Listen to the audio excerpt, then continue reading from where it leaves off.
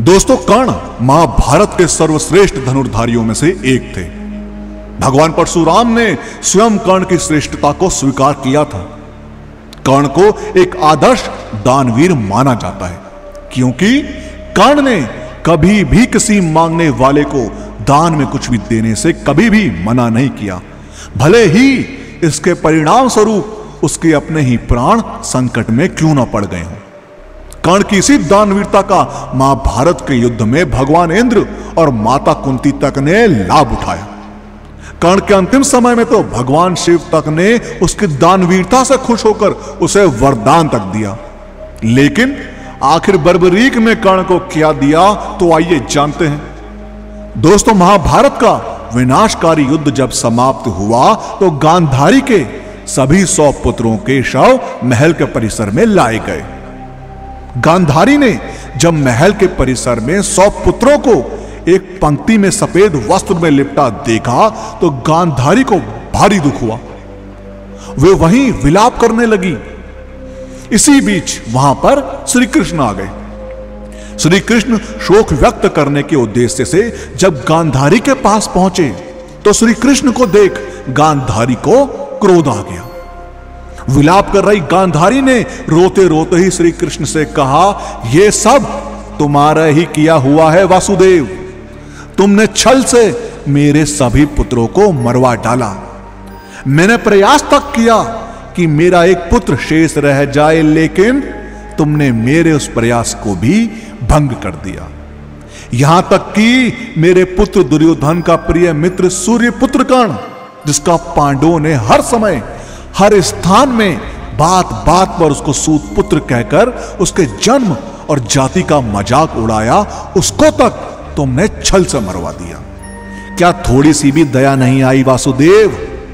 गांधारी ने श्री कृष्ण से कहा कि श्री कृष्ण, यदि तुम चाहते तो इस युद्ध को टाला जा सकता था, लेकिन तुमने ऐसा नहीं किया।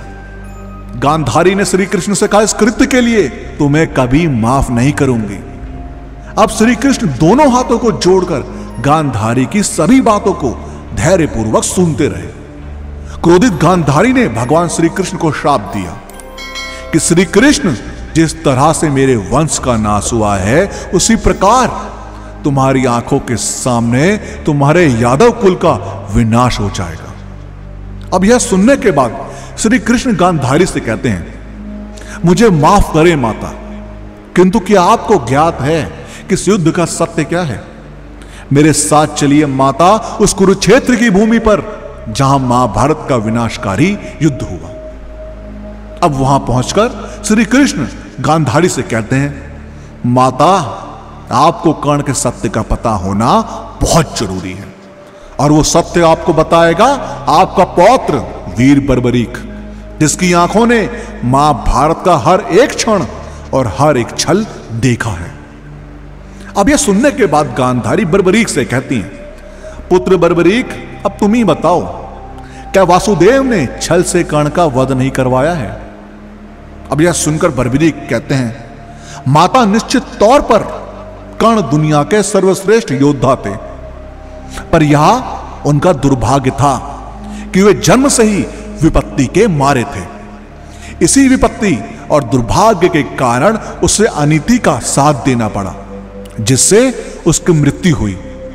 माता, अगर दुर्योधन युद्ध जीतता तो कर्ण को बहुत श्रेय मिलता, लेकिन धर्मराज युधिष्ठिर की जीत पर वासुदेव को क्या मिला और क्या मिलेगा?